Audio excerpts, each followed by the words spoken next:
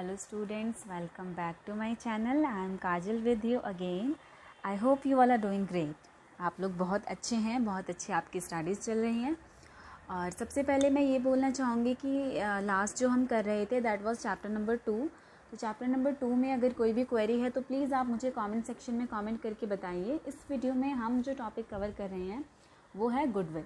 मैंने नया chapter start किया है दैट इज़ गुडविल।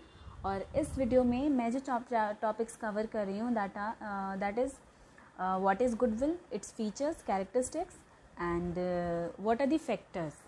वो कौन से फैक्टर्स हैं जो कि गुडविल को अफेक्ट करते हैं and what are the methods of calculating goodwill. Okay, so there are few methods by which you can calculate goodwill. So वो भी हम स्टडी करेंगे। तो let's start the class. So आज का आपका चैप्टर है goodwill. So this is here what is goodwill.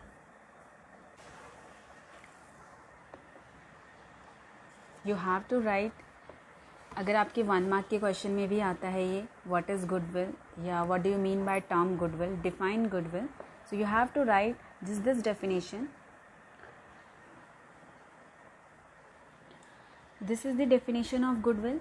So goodwill is the value of reputation of a firm, किसी भी फर्म की रेप्यूटेशन, ठीक है, which enables it to earn higher profit, जो कि उस फर्म को हायर प्रॉफिट्स अर्न करने में हेल्प करती है, which enables it to earn higher profit in comparison to the normal profits earned by the other firms in the same trade.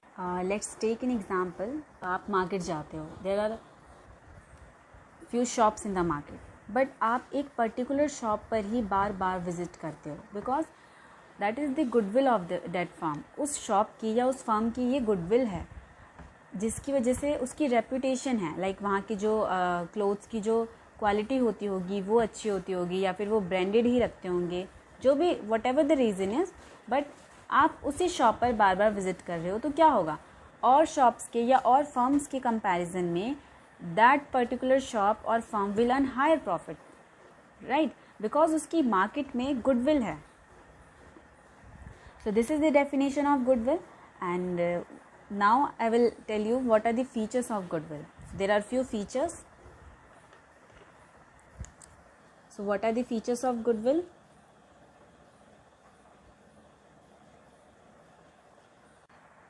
So these are the features of goodwill. First feature of goodwill is it is an intangible asset. So intangible asset means that you cannot touch this asset. आप इसे touch नहीं कर सकते, इसे देख नहीं सकते, you cannot see, but it is an asset. ये asset है। The second feature of goodwill is it is not fictitious asset. Fictitious asset means like there are few expenses, ऐसे कुछ expenses हम करते हैं जो कि एक अकाउंटिंग ईयर में रिटर्न ऑफ नहीं किए जाते और उसे हम फर्दर हम बैलेंस शीट में कंटिन्यू करते रहते हैं। So that is known as fictitious asset. तो ये फिक्टिशियस असेट नहीं है, it is fictitious asset are those asset, for example deferred revenue expenditure जिसे हम बोलते हैं। For example advertisement suspense account, हम कोई एडवर्टाइजमेंट करते हैं और उसे हम धीरे धीरे करके राइट ऑफ करते हैं। आपने देखा होगा बैलेंस शीट में हम लाइक ये हमें मैंशन होता है you have to write off this advertisement suspense in 4 years और 3 years, तो that is fictitious asset. And the third point is value of goodwill depends upon the subjective judgement of the valuer. So ये जो point है, इस point का मतलब है कि कोई भी जो फॉर्म है, फॉर एग्ज़ाम्पल हम ले लेते हैं जैसे कोई भी है, हमारी इतनी सारी फार्म्स हैं, हल्दीराम्स है, बीकानेर है, और ब्रांड के मामले में भी हमारे जैसे कि एडिडास हैं, नाइक है, तो इन सब की जो ब्रांड वैल्यू है वो ब्रांड वैल्यू डिपेंड करती है जजमेंट पे। लाइक मेरे लिए हो सकता है उसकी ब्रांड वैल्यू कुछ और हो या दूसरे पर्सन के लिए कुछ और हो, मेरे लिए 10,000 है या 1 लाख है, कोई और किसी और पर्सन के लिए वो ज़्यादा भी हो सकती है। तो इसलिए हम कहते हैं कि जो गुडविल की वैल्यू है वो डिपेंड करती है, ठीक है। अब नेक्स्ट हमारा जो टॉपिक है that is types of goodwill. Now will discuss the types of goodwill. So these are the types of goodwill.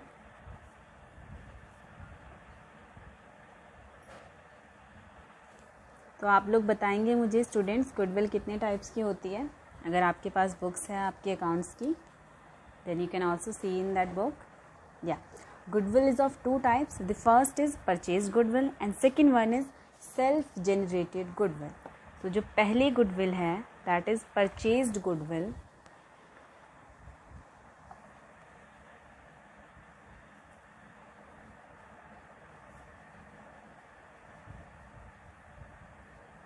Purchase goodwill की कुछ फीचर्स हैं जो कि मैं आपको बता रही हूँ.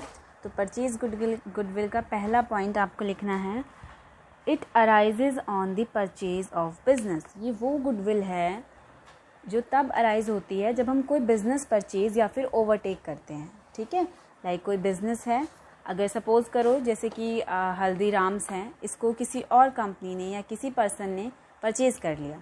ठीक है, बीकानेर है या फिर एडिडास है, नाइक है, इन सब को क्या किया, किसी और ने परचेज़ कर लिया या एडिडास ने नाइक को ओवरटेक कर लिया. तो इस टाइम पर ये गुडविल अराइज होती है. तो इसलिए डेफिनेशन में हम लिखेंगे द परचेज गुडविल और it arises on the purchase of business. जब भी हम कोई बिज़नेस परचेज़ करते हैं उस टाइम पे ये गुडविल राइज होती है.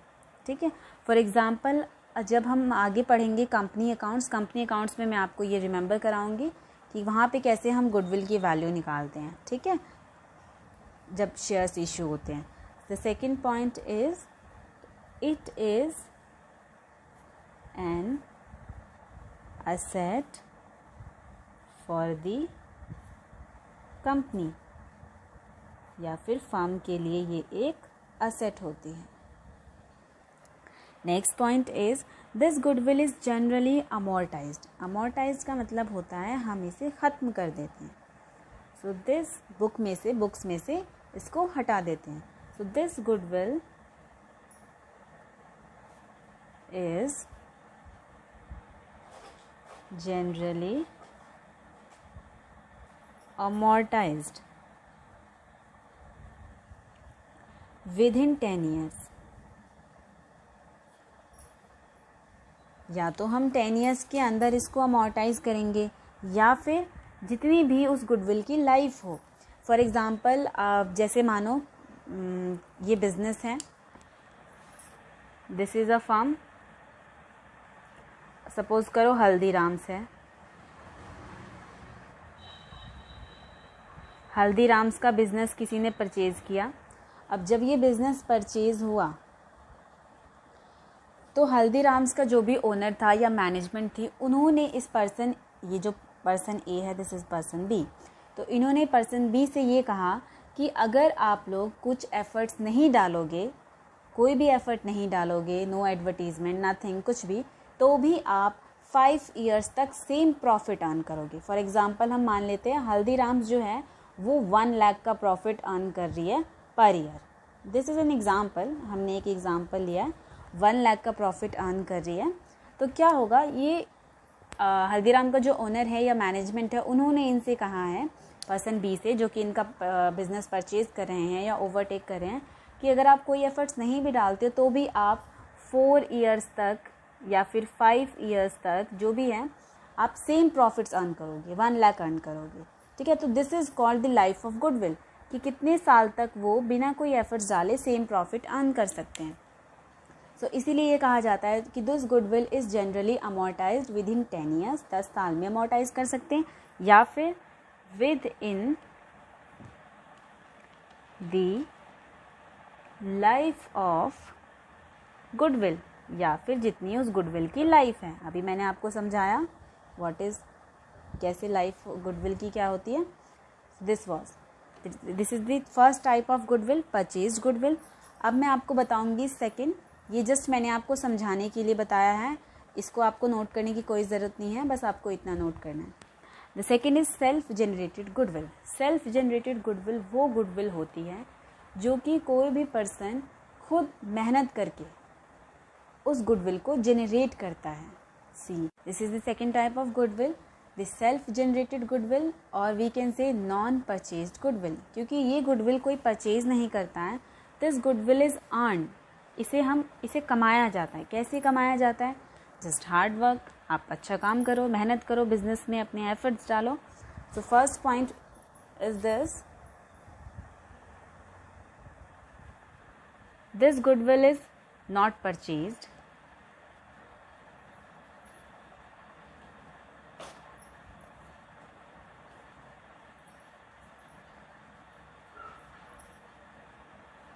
Rather, it is created by, कैसे क्रिएट किए जाती है? By the efforts of the partners. जो भी पार्टनर्स होते हैं बिजनेस में, वो अपने एफर्ट्स डालते हैं, मेहनत करते हैं, पूरा काम करते हैं अपनी कंपनी के लिए, प्रॉफिट्स के लिए, तो तब जाकर ये गुडविल जनरेट होती है. इस गुडविल को हम क्या करते हैं? बुक्स में रिकॉर्ड नहीं करते. तो this is the very important thing. आपका 1 मार्क का क्वेश्चन बन सकता है इसमें. So this goodwill is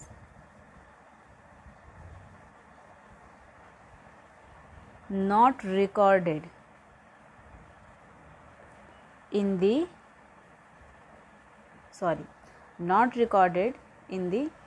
books of accounts as assets. as asset हम इसको अपनी बुक्स ऑफ अकाउंट्स में विच इज़ बैलेंस शीट, वहाँ हम इसे रिकॉर्ड नहीं करते. ठीक है. तो these are the 2 points about self generated goodwill. And next thing is the need for valuation of goodwill. हम क्यों goodwill को वैल्यू करते हैं, and the factors affecting the value of goodwill. See, the first is need for valuing goodwill. तो क्यों हमें goodwill value करने की ज़रूरत पड़ती है? क्यों ज़रूरत पड़ती है? The need for valuation of goodwill arises when, कब? When there is a change in profit sharing ratio. Change in profit sharing ratio का मतलब होता है स्टूडेंट्स, जब कभी भी पार्टनर्स अपनी प्रॉफिट शेयरिंग रेशो चेंज करते हैं. फॉर एग्जाम्पल देखिए, आपके फार्म में थे 3 पार्टनर्स थे. There were 3 partners, A, B and C. Okay. इनकी जो प्रॉफिट शेयरिंग रेशो थी वो थी, हम मान लेते हैं 5:3:2. फर्म्स के प्रॉफिट वो इस रेशो में शेयर करते हैं. अब वो क्या कर रहे हैं? इस प्रॉफिट शेयरिंग रेशो को चेंज कर रहे हैं. जब वो चेंज कर रहे हैं, चेंज करके उन्होंने कर ली, मान लो 3:2:1 कर लिया अब प्रॉफिट शेयरिंग रेशो. तो उस केस में हमें गुडविल की वैल्यू फाइंड करनी होती है. नेक्स्ट हमारा आता है when new partner is admitted. जब कोई नया पार्टनर आता है, तो आप मुझे खुद बताओ, पहले 2 पार्टनर्स थे या 3 पार्टनर्स थे? उन लोगों ने अपने एफर्ट्स डाले, मेहनत की और अपनी फर्म को उस लेवल पर पहुंचाया. बट अगर कोई नया पार्टनर आता है, उसने तो अपने एफर्ट्स नहीं डाले थे ना अब तक, तो उस केस में हम गुडविल की वैल्यू निकालते हैं. And then there are few things जो कि हम एडमिशन वाले चैप्टर में पढ़ेंगे. यहाँ पर आपको बस ये मेन टॉपिक्स पढ़ने हैं कि क्यों हमें वैल्यूएशन की ज़रूरत पड़ती है. So this is the when a new partner is admitted. Third is when a partner retires or dies. जब कोई पार्टनर रिटायर होता है या फिर किसी पार्टनर की डेथ हो जाती है, उस केस में भी हम गुडविल की वैल्यू निकालते हैं. Then the partnership firm is sold as a going concern. या फिर कोई पार्टनरशिप फर्म है उसको हम सेल करते हैं. Partnership firm is sold. The 5th point is when 2 or more firms amalgamate. जब 2 फर्म्स एक साथ होकर काम करती हैं, that is known as amalgamation. ठीक है. तो उस टाइम पर भी हमें गुडविल की वैल्यू निकालनी होती है. And the 6th is when a partnership is converted into company. जब कोई पार्टनरशिप फर्म कंपनी में कन्वर्ट की जाती है, उस केस में भी हम लोग गुडविल की वैल्यू करते हैं. These are the need for valuation of goodwill.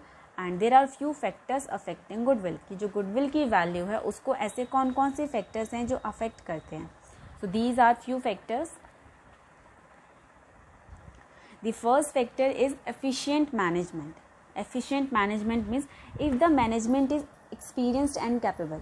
अब आप मुझे बताइए, अगर कोई भी फर्म है, उसके जो लोग वहाँ काम कर रहे हैं वो वेल एजुकेटेड हैं, एक्सपीरियंस्ड हैं उन्हें, तो क्या होगा? काम अच्छे से होगा. तो this is called the efficient management. अगर मैनेजमेंट एफिशिएंट है तो ऑब्वियस सी बात है गुडविल को अफेक्ट करेगी, हायर प्रॉफिट्स फर्म अर्न करेगी.